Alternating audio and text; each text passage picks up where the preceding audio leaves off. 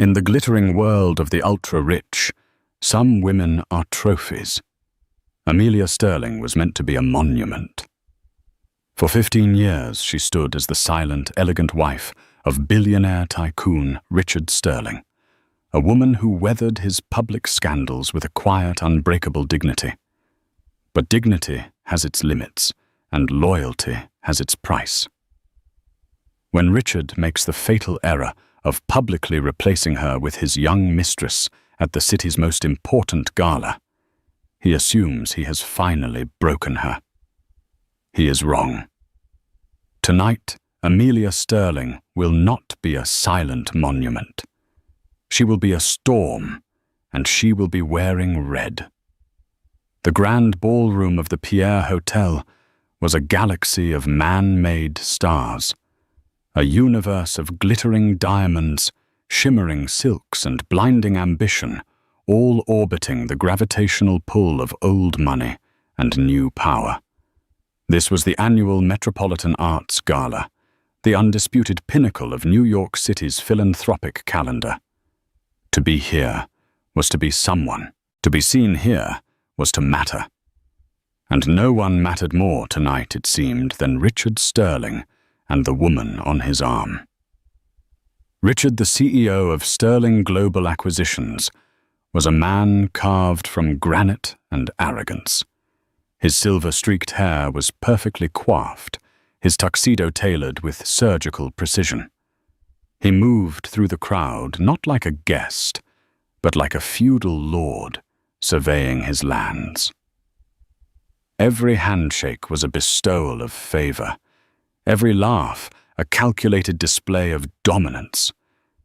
And on his arm, clinging to him like the most exquisite of parasites, was Isabella Dubois. She was 2 decades his junior, a former model whose career had been jump-started by Richard's patronage. Her dress was a cascade of silver sequins, a direct challenge to the crystal chandeliers above. She was breathtakingly beautiful, with wool-hungry eyes that darted around the room, cataloguing every rival, every socialite, every wife she had successfully supplanted, if only for the evening. She was the living, breathing symbol of Richard's power, a man so wealthy, so influential he didn't need to hide his indiscretions. He could parade them on the most public of stages. They were a picture of triumph, a king and his chosen consort holding court. Darling Isabella purred, her French accent thick and deliberate, her lips close to Richard's ear. The Vanderbilts are staring. I think Beatrice is about to have an aneurysm. Her pearls look positively yellow with envy. Richard chuckled a low, rumbling sound of pure satisfaction. He squeezed her hand. Let them stare. They're yesterday's news. We're the headline. He scanned the room, his gaze sweeping over the clusters of whispering guests. The whispers were for him, he knew. For them. About his audacity. About his spectacular new plaything. He thrived on it. It was better than any multi-billion-dollar merger. A junior associate from his firm, a nervous young man named David, approached them, balancing 2 glasses of champagne. Mr. Sterling, Ms. Dubois. An absolute vision, as always. Thank you, David, Richard said dismissively, taking both glasses and handing one to Isabella. He didn't introduce her. He didn't need to. Her role was self-evident. Anything to report from the floor. Just that everyone is talking about the new Hong Kong Tower, sir. A brilliant move. The board is ecstatic. The board is paid to be ecstatic, Richard said, his eyes already drifting past the young man, searching for a more important conversation to join. It was in that moment of supreme, unassailable confidence that the universe decided to shift on its axis. The great oak doors of the ballroom, which had been closed for the past half hour, swung open. It was an unusual occurrence, once the main cocktail hour was underway, and the sudden influx of light and sound from the hotel lobby drew a few curious glances. One glance turned into two. Two turned into a dozen. A ripple of silence began to spread from the entrance, a wave that slowly extinguished the hum of chatter in its path. Conversations faltered. Glasses paused halfway to lips. The string quartet playing a Vivaldi piece suddenly sounded loud and intrusive in the spreading quiet. Richard, annoyed by the interruption, turned his head. His smile was still fixed on his face, a relic of the conversation he had just abandoned. He expected to see a late-coming politician or a diver-like celebrity making a deliberately tardy entrance. He did not expect to see his wife. Amelia Sterling stood framed in the doorway, a portrait of impossible elegance. For 15 years, she had been the perfect corporate wife, tastefully dressed in muted beiges and navy blues, her hair in a sensible chignon, her presence as quiet and reliable as the dividends from a blue-chip stock. She was the ghost at the feast. The silent partner who organized the dinners, managed the households, raised their 2 children, and absorbed the ambient humiliation of his affairs with a stoic, almost unnerving grace. He hadn't seen her in 3 weeks, not since he'd told her he was taking Isabella to the Gala, and that it would be better for everyone if she stayed at their Connecticut estate. He had expected and received her usual quiet acquiescence. But the woman in the doorway was not that Amelia. This woman was a phoenix, a flame, a reckoning. She was wearing a dress the color of arterial blood. It was a simple, devastatingly effective column of red silk that clung to her figure in a way that was both elegant and provocative. It left her shoulders bare, showcasing the graceful line of her collarbone. Her hair, usually constrained, was down-styled in soft waves that cascaded over one shoulder. She wore a necklace of raw, unpolished diamonds that looked like captured starlight, and her lips were painted in a matching, defiant shade of red. She wasn't just wearing a dress. She was wearing a statement. It was a declaration of war styled by couture. The room, which had fallen quiet, now held a collective bated breath. This was not a scandal. This was theater. High, grand, and terrible. Amelia's eyes, a cool, clear blue, swept across the ballroom. She wasn't looking for anyone. She wasn't searching for him. Her gaze was serene, regal, as if she were the one hosting this event, and everyone else was merely an attendee. She took a single, deliberate step into the room, and then another. The doors swung shut behind her, sealing them all inside. Richard stood frozen, the champagne glass in his hand, trembling slightly. The blood had drained from his face, leaving behind a pallid mask of shock. The arm he had so possessively wrapped around Isabella's waist went slack. He felt a sudden cold dread snake its way up his spine, a primal fear he hadn't experienced since he was a child. This was wrong. This was all wrong. Richard. Who is that? Isabella's voice was a sharp, brittle thing. The purr was gone, replaced by the hiss of a threatened cat. She already knew, of course. The resemblance to the faded photos she had seen in Richard's study was there, but this version was in vivid, terrifying color. Richard couldn't answer. He couldn't tear his eyes away from his wife. It was as if he were seeing her for the first time. The quiet, mousy woman he had married for her good breeding and social connections, the woman he had so carelessly discarded, was gone. In her place was this creature of fur and ice, a woman who held the entire room captive with nothing more than her presence. Amelia began to move. She didn't march towards them. She drifted a scarlet ghost moving through a sea of black and white. She smiled at people she passed, a genuine, warm smile that reached her eyes. She touched the arm of Margaret Chen, the museum's formidable director. She exchanged a few words with old Judge Peterson, who looked at her with newfound admiration. She was navigating the room with a social grace he had forgotten she possessed. She wasn't making a scene. She was claiming her territory. She was reminding everyone in that room who exactly the real Mrs. Sterling was. Every step she took was a hammer blow to Richard's carefully constructed reality. Every smile she bestowed on someone else was a twist of the knife in his gut. He had wanted to be the headline, but he was realizing with a certainty that chilled him to the bone that he was no longer the main story. He and the beautiful young woman beside him were suddenly, irrevocably old news. The real event had just begun.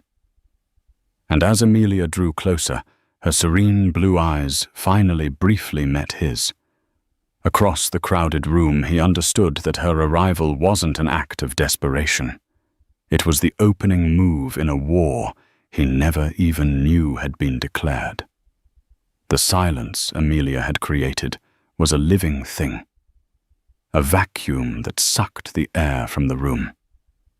Then, as she moved deeper into the gala, the vacuum was filled by a new sound, the frenzied electric buzz of high society gossip.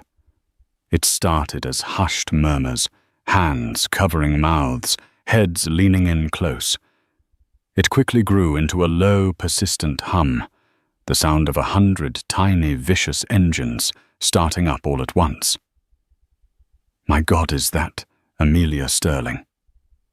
I thought she was in. What did he say? A wellness retreat. That dress. It's a custom Oscar de la Renta. I saw it on the runway. He must have pulled it for her personally. Look at Richard. He looks like he's seen a ghost. He's seeing something far worse than a ghost, darling. He's seeing his future, and it's wearing red. Richard heard it all. The whispers lapped at him like tiny, venomous waves eroding the foundation of his power. He was used to being talked about, but with awe, with envy. This was different. This was mockery. He was the butt of the joke, a punchline in his own life story. His knuckles were white where he gripped his champagne flute. Beside him, Isabella was stiff with fury. Her perfectly manicured fingers were digging into his arm, her earlier playful cling, now a desperate, painful vice. Richard, do something, she hissed, her voice low and tight. She is humiliating us. She is humiliating me. Everyone is laughing. But Richard couldn't move. He was paralyzed by a potent cocktail of rage, confusion, and a terrifying, unfamiliar emotion, fear. Amelia was supposed to be broken. She was supposed to be in their sprawling, empty house in Greenwich, weeping into her tea, another casualty of his appetites. That was the established order of their universe. Her presence here in this dress, with that look of serene confidence, was a cosmic anomaly.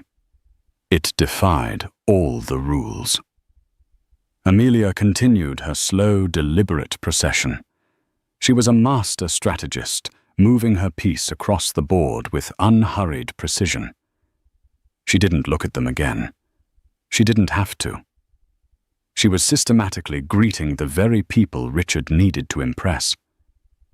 She paused to speak with Kenji Tanaka, the Japanese tech mogul Richard had been courting for a joint venture. She shared a laugh with him, her head tilted back, the diamonds on her neck catching the light. Tanaka, a notoriously stoic man, laughed with her, a broad, genuine smile. Richard felt a lurch of panic in his stomach. He had been trying to get a one-on-one with Tanaka for 6 months. Then she moved toward a small group that included Marcus Thorne. Thorne was Richard's oldest and most bitter business rival, a shark who smelled blood in the water from a mile away. Amelia extended her hand to him. Marcus, she said, her voice clear and carrying in the now quieter room. How wonderful to see you. You're looking well. Thorn, a wolfish grin spreading across his face, took her hand and held it for a moment too long. Amelia, my dear, the pleasure is all mine. You are a revelation. His eyes flicked over to Richard, a glint of pure, unadulterated schadenfreude in them. He was enjoying every second of Richard's public castration. This was Amelia's strategy, Richard realized with dawning horror. It wasn't a hysterical, emotional confrontation he could easily dismiss. It was a targeted, strategic dismantling of his professional life. She was reminding every power player in this room that she was the one with the history, the legacy, the name. Isabella was a dalliance. Amelia was the dynasty. Finally, the spell broke, urged on by another vicious pinch from Isabella. Richard moved. He set his glass down with a thud, straightened his jacket, and began to stride towards his wife, a thunderous expression on his face. The crowd parted before him like the Red Sea. "I'll handle this," he muttered to Isabella, leaving her standing alone, a beautiful sequined statue of irrelevance. He reached Amelia just as she was turning away from Marcus Thorn. He grabbed her arm, his grip far too tight. "What the hell do you think you're doing?" he growled, keeping his voice low, but failing to hide the fury that contorted his features. Amelia didn't flinch. She didn't try to pull away. She simply turned her cool blue eyes on him. Up close, he could see the fine lines around them. Lines he had put there, but tonight, they didn't look like lines of sadness. They looked like battle scars. "I'm attending a gala." "Richard," she replied, her voice even. "The same as you. I believe my name is on the invitation. Mr. and Mrs. Richard Sterling. Or did you have them print a new one?" Her calmness infuriated him more than tears ever could. "You were supposed to be in Connecticut. We discussed this." "No," she said, her voice dropping a fraction, becoming a blade of ice. "You told me what you had decided. There was no discussion. I've merely decided to renegotiate the terms of our arrangement."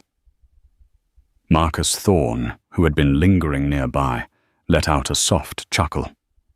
Richard shot him a murderous glare. "This is not the time or the place, Amelia." "It seems to be the perfect time and place," she said, glancing around the room. "Everyone is here, all our friends, your colleagues, your guest." She let her eyes drift for a second toward Isabella, a flicker of something unreadable in them, before returning her gaze to Richard's. "It's so much more efficient this way." It was then that he noticed it. Tucked under her arm was a sleek crimson leather portfolio perfectly matching her dress. It looked thin, holding perhaps only a few dozen pages. But in the context of her words, of her presence here, it suddenly seemed to weigh 1,000 pounds. What was in it? Divorce papers, embarrassing photos, or something worse? The renegotiation she mentioned suddenly sounded less like a marital dispute and more like a corporate takeover. "What is that?" he demanded, nodding toward the portfolio. A faint, mysterious smile played on her lips. "Just some light reading. For later. Perhaps something to share with my new friends." She patted Marcus Thorn's arm. "Marcus was just telling me how much he admires your aggressive business tactics. He's fascinated by the Phoenix Project." Richard felt the blood turn to ice in his veins. The Phoenix Project. A highly leveraged, ethically dubious deal he had pushed through with creative accounting and a series of shell corporations. It was his greatest triumph, but also his greatest vulnerability. No one was supposed to know the real details of its structure, certainly not Amelia. How could she possibly? His mind reeled back. 3 months ago. The late nights, the files he'd brought home from the office, carelessly leaving them on his study desk. The hushed, angry phone calls he'd taken in the garden, thinking no one was listening. He had assumed she was oblivious, absorbed in her charities and garden clubs. He had underestimated her. He had committed the greatest sin of any predator. He had forgotten that his prey had a mind of its own. "You have no idea what you're talking about," he snarled, a desperate bluff. "Don't I?" Amelia's smile feigned, but it didn't reach her eyes. "I've had so much free time lately, Richard. An abundance of it. It's amazing what a woman can learn when she's no longer occupied with fluffing her husband's ego." She gently but firmly extracted her arm from his grasp. Her touch was cool and final.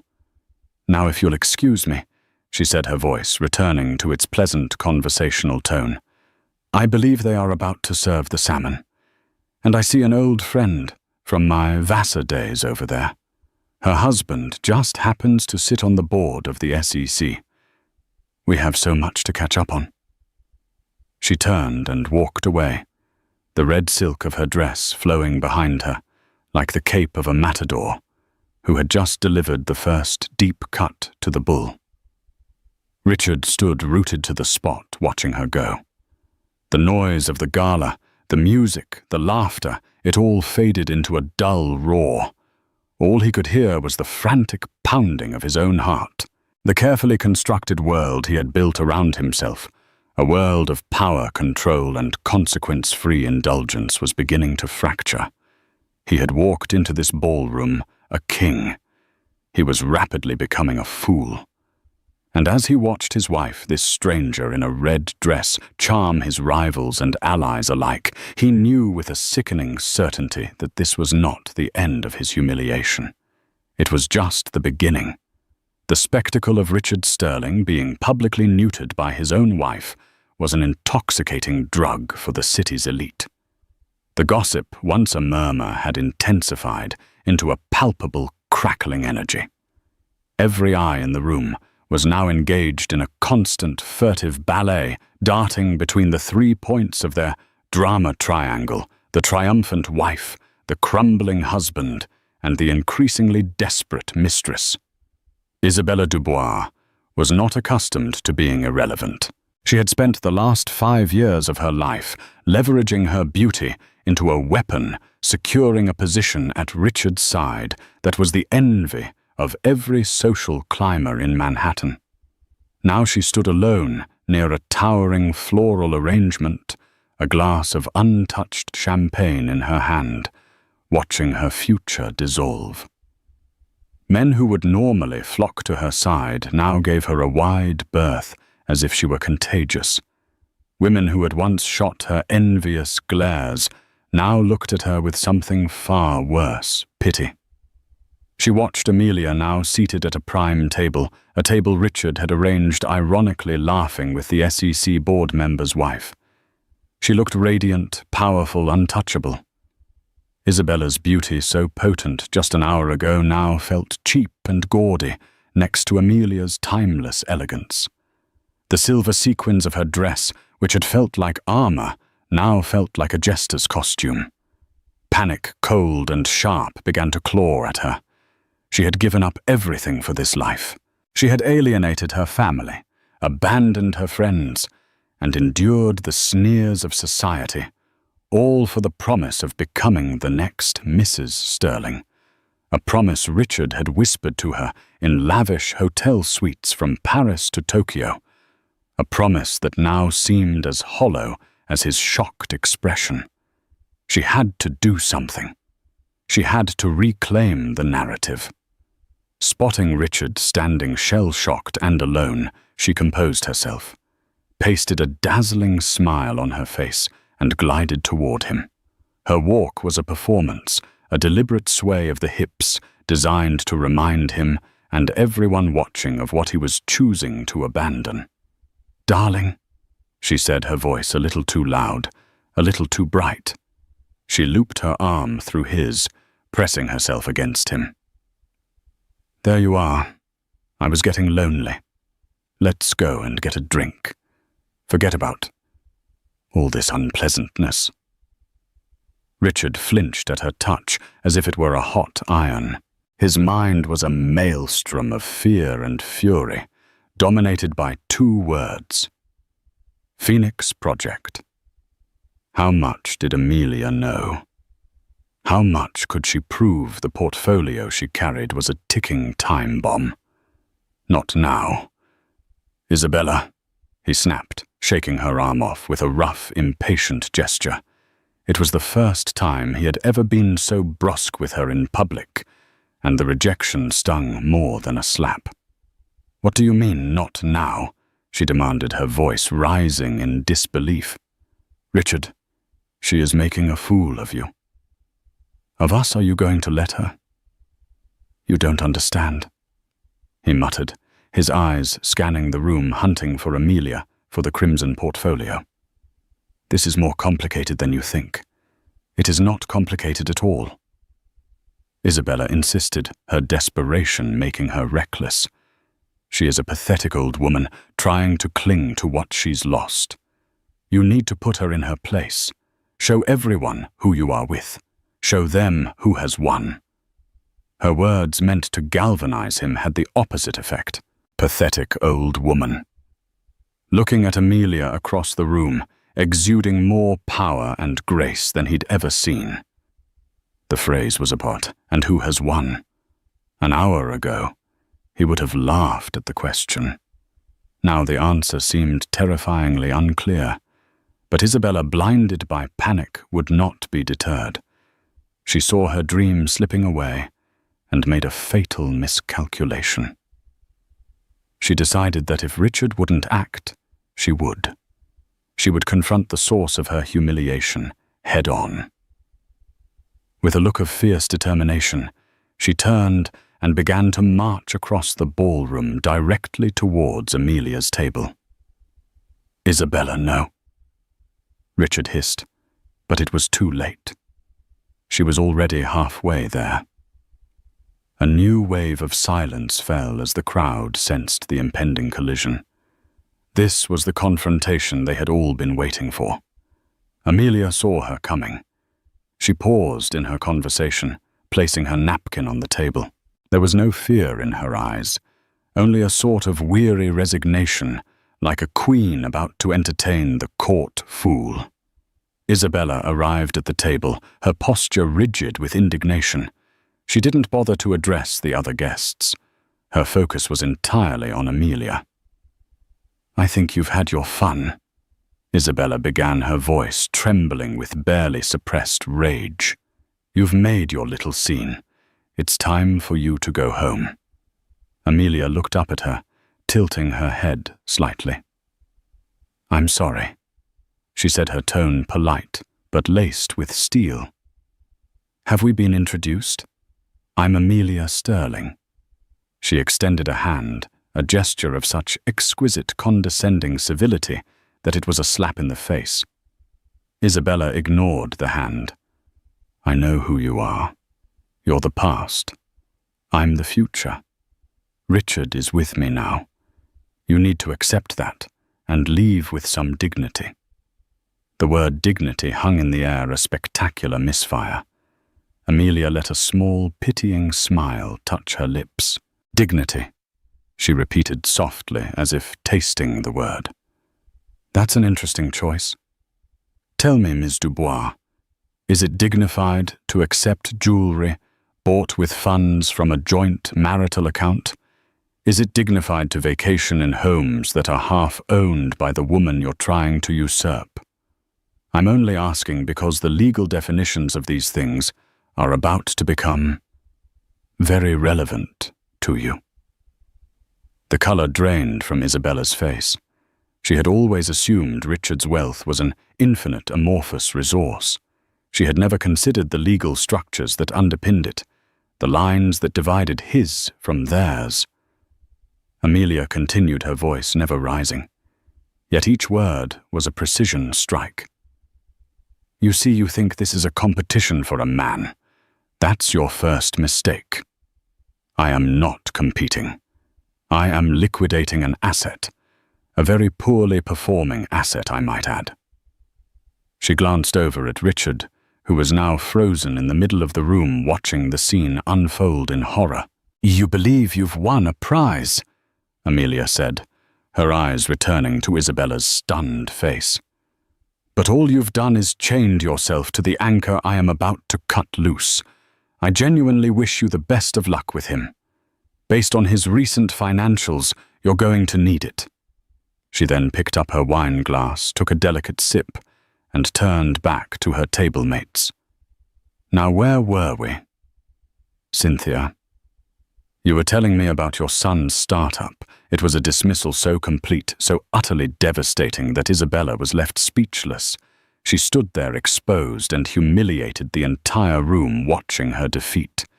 She had intended to put Amelia in her place, but instead Amelia had shown her that she didn't even have a place to begin with.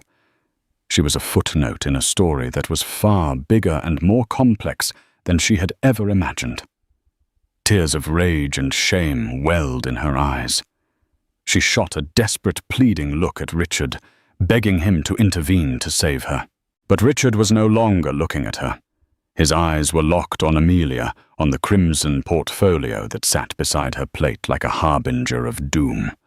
The beautiful, fiery mistress, who had once fueled his ego, was now just noise, a distraction from the real and present danger that his wife represented. Defeated Isabella turned and fled, weaving blindly through the tables of staring guests, her silver dress now a beacon of her humiliation. Richard didn't even watch her go. He took a staggering step towards Amelia's table, his mind racing. Financials. Liquidating an asset. What the hell did she know? What was in that portfolio? He had to find out. He had to stop her. His reputation, his company, his entire life depended on it. The battle for his mistress was lost. The war for his survival had just entered a terrifying new phase. The Gala, once a glittering celebration of art and influence, had transformed into Richard Sterling's personal purgatory. The air was thick with his disgrace. Isabella's tearful, panicked exit had been the undercard. The main event was clearly still to come. Richard could feel hundreds of pairs of eyes on him, watching, judging, waiting for his next move. They were no longer just guests. They were spectators in a coliseum, and he was the gladiator who had just dropped his shield. His mind was a frantic cacophony. Financials, liquidating, SEC. Amelia's words echoed in his head, each one a drumbeat of impending doom. He had to get to her. He had to get that portfolio. He started towards her table, his movements stiff and clumsy. He looked like a man wading through deep water. The whispers followed him, a sibilant, predatory chorus. As he approached, Amelia looked up. The polite conversational mask she had worn was gone. Her expression was now one of cold, hard clarity. She saw him coming, and she was ready. She deliberately placed her hand on the crimson portfolio beside her plate. It was not a threat. It was a promise. "Amelia, we need to talk," he said, his voice a ragged whisper as he reached the table. "Now, outside." "I don't think so, Richard," she replied calmly, not bothering to stand. "I'm rather enjoying my dinner, and this fascinating conversation." She smiled at the SEC board member's wife, who looked down at her plate, suddenly very interested in her Chilean sea bass. No one wanted to be caught in the crossfire. "Don't do this," he pleaded, his voice cracking. The alpha predator was gone, replaced by a desperate, cornered animal. "Whatever you think you know, whatever you're planning, we can work it out. Privately. Amelia tilted her head. Privately. Is that how you handled your affair with Isabella? Privately. Is that how you handled the last 3 before her? You made your choices in public, Richard. It seems only fitting that you should face the consequences in public as well. From the corner of his eye, Richard saw a figure approaching. It was Marcus Thorne, his rival, a smug, predatory grin on his face. He was ostensibly coming to greet a colleague at the next table, but his trajectory was designed for maximum impact. He paused by Amelia's chair. "Everything all right here, Amelia?" Thorne asked, his voice dripping with false concern. "You look like you're being bothered." His eyes gleamed as he looked at Richard's pale, sweat-slicked face. Before Richard could snarl at him to get lost, Amelia answered. She gave Thorne a dazzling smile. "Not at all, Marcus. Richard and I were just having a fascinating discussion about corporate transparency." It was the perfect poison-tipped arrow. "Ah, transparency," Thorne said, savoring the word. "A noble concept. So rare these days, especially on projects as complex as the Phoenix Project. I've always wondered how you managed to structure that deal, Richard. Truly a work of art. Almost magical the way those liabilities seemed to just disappear." Richard felt his heart hammer against his ribs. It was happening. Right here. The controlled strategic demolition he had feared was beginning. "Marcus, this is a private family matter," Richard choked out. "It stopped being a family matter, Richard, when you started using family assets to finance it," Amelia said, her voice cutting through his defense. She finally opened the crimson portfolio. The sound of the latch clicking open was as loud as a gunshot in the silent tableau. She didn't pull out a stack of documents. She slid out a single glossy sheet of paper and placed it on the table. It was an infographic, simple and brutally clear. It showed a web of interconnected boxes representing shell corporations with arrows indicating the flow of money. It looked like a page from a business school textbook on money laundering. At the top in bold letters it read, "The Phoenix Project, a simplified flow of funds." In the center was a box labeled Sterling Global Acquisitions. Arrows flowed from it to a dozen smaller boxes with names like Apex Holdings Limited, Cayman Islands, and Viridian Solutions, Panama. And from those boxes, arrows pointed towards a single final destination, a box labeled RS Personal Discretionary Fund. It was a perfect, elegant summary of his grandest crime. A fraud so audacious he never imagined it could be untangled, let alone distilled onto a single, easily digestible page. "I was always so impressed with your creativity, Richard." Amelia said, her voice conversational, as if she were discussing a painting. She tapped a finger on the chart. "The way you used the company's pension fund as collateral to secure the initial loan from the German bank was particularly brilliant. A bit illegal under ERISA statutes, of course, but audacious. I had to hire 3 forensic accountants to unravel it all. They said it was the most elegant fraud they'd ever seen." A collective gasp went through the nearby tables. Pension fund. That was the sacred cow. The one line you did not cross. Marcus Thorne's eyes widened. He leaned in, staring at the infographic with the intensity of a treasure hunter who had just found his map. "My God," he breathed. "Is that the pension fund, Richard? You magnificent bastard." It wasn't a compliment. It was an epitaph. Richard stared at the paper, at the neat lines and boxes that represented his imminent ruin. He couldn't breathe. The entire ballroom seemed to tilt, the chandeliers swaying like angry gods. This was it. The killing blow. It wasn't just about divorce or losing half his fortune. This was about prison. This was about utter, complete annihilation. The name Sterling, a name he had built into an empire, would be synonymous with Madoff. He looked at Amelia, truly looked at her.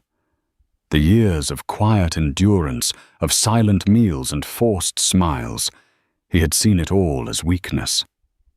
He saw it now for what it was. Observation.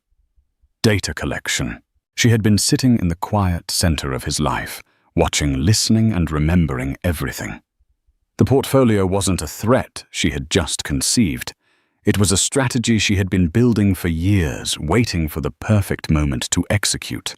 His public flaunting of Isabella wasn't the cause of her attack.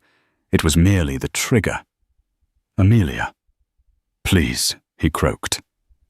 The word was pathetic, a beggar's plea. All the power, all the arrogance had been stripped away, leaving behind a raw, terrified man. "Don't." Amelia looked at him, and for the first time he saw not anger, but a profound, sorrowful emptiness in her eyes. It was the look of a woman who had already mourned the death of her love, her marriage, and the man she thought she had married. "Don't," she repeated, her voice soft but unforgiving. "Don't what, Richard? Don't show them what you are. You were so eager to do that just an hour ago." She picked up the infographic. Her gaze swept the room, meeting the eyes of his partners, his rivals, the journalists from the Wall Street Journal, and the Times who were present. She held it up not provocatively, but as a simple statement of fact. "He told me it was for the best if I stayed home. Tonight," she said, her voice carrying across the silent room. "He said my presence would be awkward." It turns out he was right. With that, she slid the paper back into its crimson sheath, clicked it shut, and stood up. The execution was complete. She had not only destroyed him, she had made him a participant in his own destruction. She had used his own arrogance as the weapon to bring him down. The click of the crimson portfolio's latch was not merely a sound. It was a judgment. It was the snap of a hangman's trapdoor, the thud of a gavel in a courtroom, from which there was no appeal, the final metallic closing of a coffin lid on a life that had until this moment been defined by limitless horizons. Richard Sterling, the Titan, the Predator.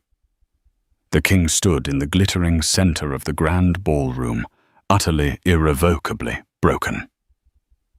The infographic was gone, hidden back inside its leather sheath, but its image was seared onto the retinas of every person in that room. It was a ghost of evidence that would haunt every future transaction, every board meeting, every whispered conversation bearing his name. The words pension fund and fraud hung in the air invisible, but with the suffocating density of smoke from a fire that could never be extinguished, poisoning everything he had ever built.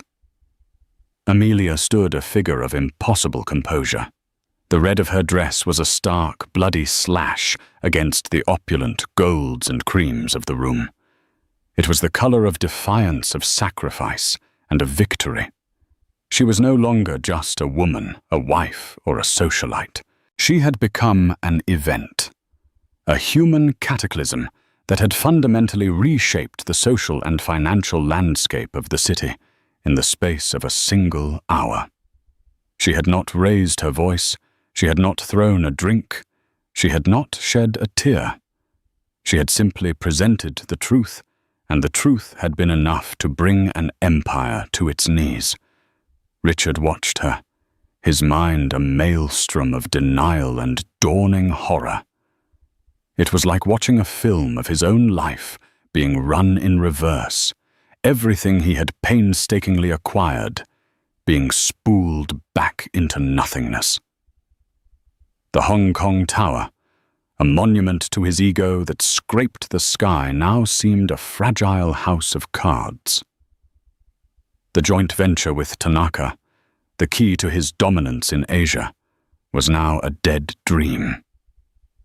He could almost feel the Japanese mogul's icy withdrawal across the room. The respect of his board, a group of men he had ruled through fear and avarice, would curdle into self-serving panic by sunrise. The fear of his rivals. The fuel on which he had run for decades would be replaced by the circling, gleeful hunger of sharks who smelled his blood in the water. Everything he was, everything he had evaporated in the face of a single, elegantly designed sheet of paper held by the one person in the world he had deemed utterly powerless. All that was left was the raw, primal, and deeply unfamiliar terror of consequence. A sound tore from his throat, a choked, guttural noise that was part sob, part groan of a collapsing structure. He staggered forward, his hand outstretched a reflexive gesture towards the woman who had just annihilated him. Amelia. The name was a ragged plea. His wild eyes darted around, searching for an anchor in the spinning chaos of his reality. They fell on Isabella. She had crept back to the edge of the room, unable to flee the morbid gravity of the implosion. She stood half-hidden by a marble column, her face a mask of horror and dawning selfish comprehension. In her wide, terrified eyes, he didn't see sympathy. He saw her own calculations running her own future, being reassessed and found wanting. She wasn't just losing a benefactor.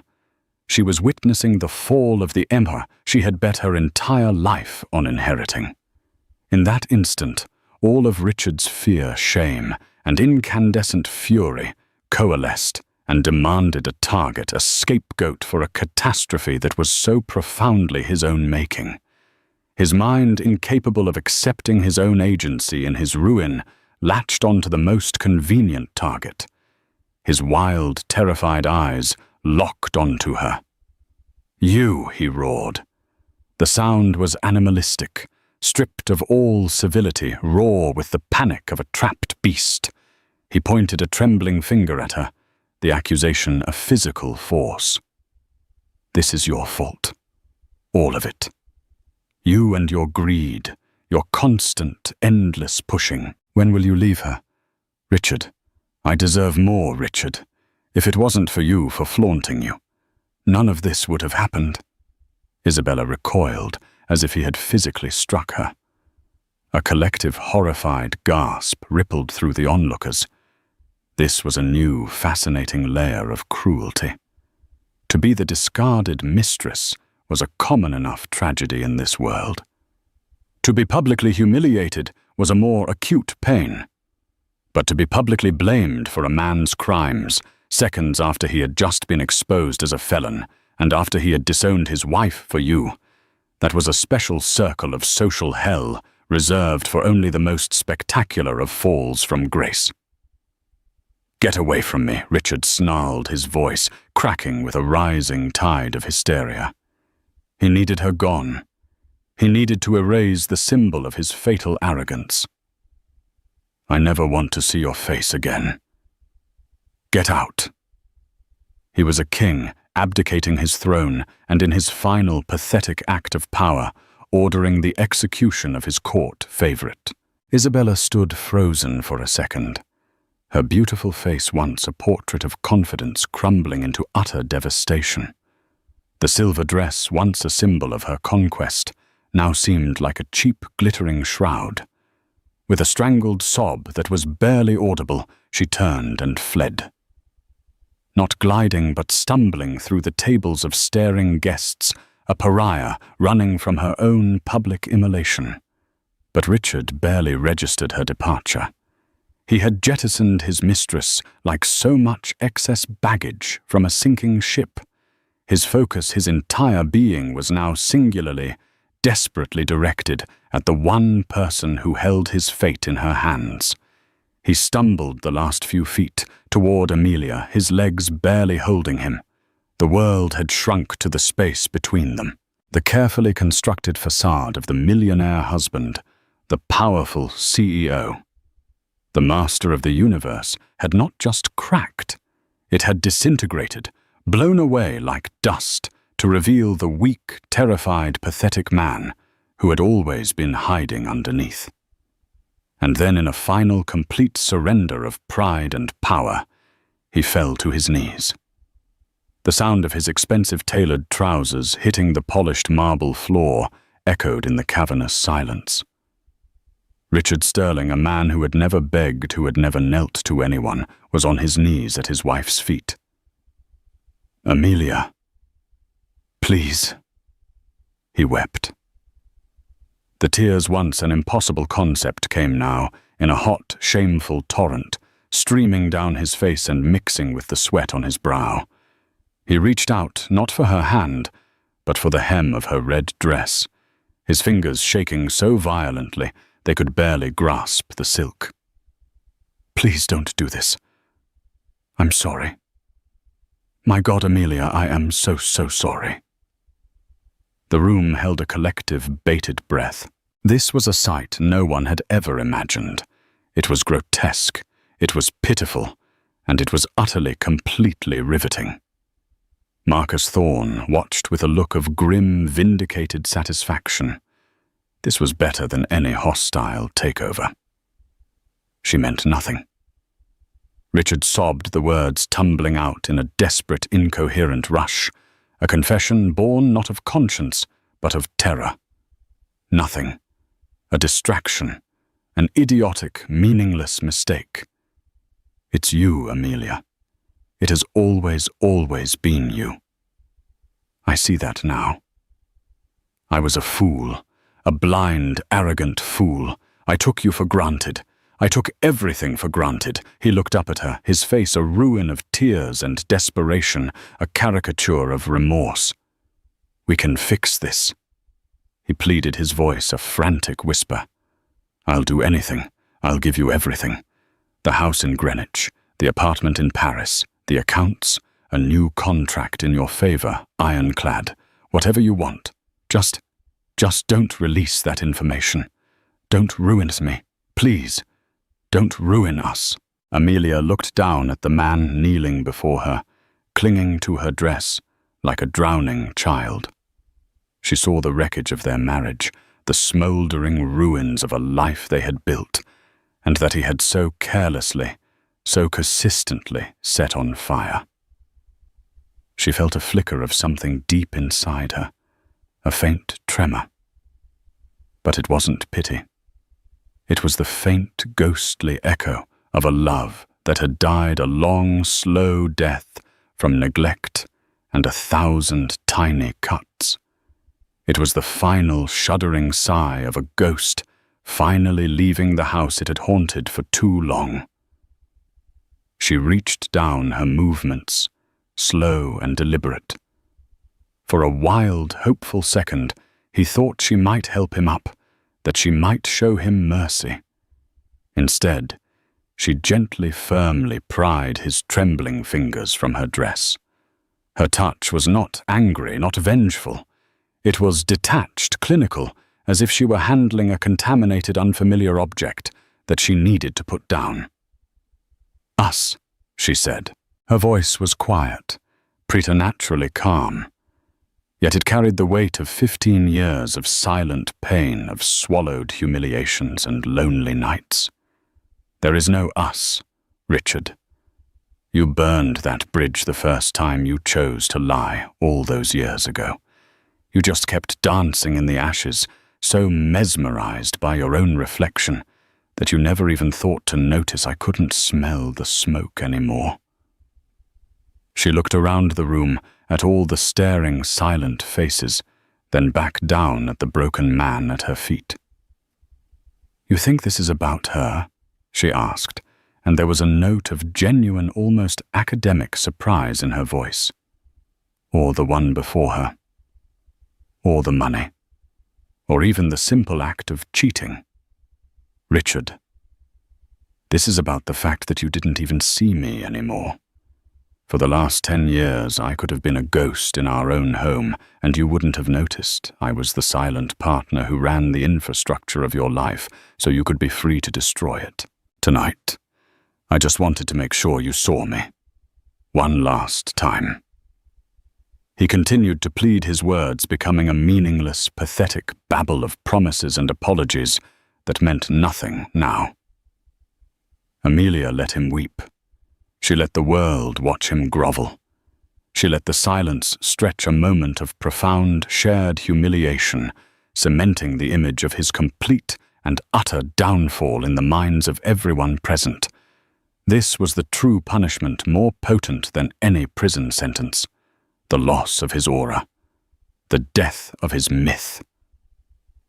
Then she took a single deliberate step back, creating a chasm of space between them. She held the crimson portfolio in her hand, her last and only connection to him. As for this, she said, her voice cool and clear, as she looked at the portfolio. This is not a negotiating tool. You have nothing left to negotiate with. This is my retirement plan. My severance package from a long and thankless job. A job I am officially resigning from, effective immediately. She turned her back to him, a final, unequivocal act of dismissal. She began to walk towards the great oak doors from which she had made her entrance in what felt like another lifetime. She didn't look back. Her posture was perfect, her steps even and unhurried. The red of her dress was the only vibrant color in a world that had turned to gray for Richard Sterling. She was walking away from her husband, from her marriage, from the life that had been a gilded cage. She was walking towards an unknown future, but it would be hers, bought and paid for with his secrets. She had arrived tonight as a statement. She was leaving as a legend. The doors opened for her as if on command, and she stepped out into the cool, cleansing air of the New York night, leaving behind the ashes of a king and the deafening sound of a silent, shattered ballroom. And so Amelia Sterling walked out of that ballroom, not as a victim, but as the architect of her own liberation. She didn't just get revenge. She reclaimed her power, her name and her future, all in a single, devastatingly elegant move. This wasn't just a story about a cheating husband. It was a masterclass in strategy, proving that the quietest person in the room is often the most dangerous. What did you think of Amelia's final move? Was it brilliant justice or a step too far? Let us know your thoughts in the comments below. If you love stories of epic real-life drama and powerful comebacks, make sure you hit that like button. Share this video with someone who needs to see it, and subscribe to our channel for more unforgettable stories. Don't miss what's coming next.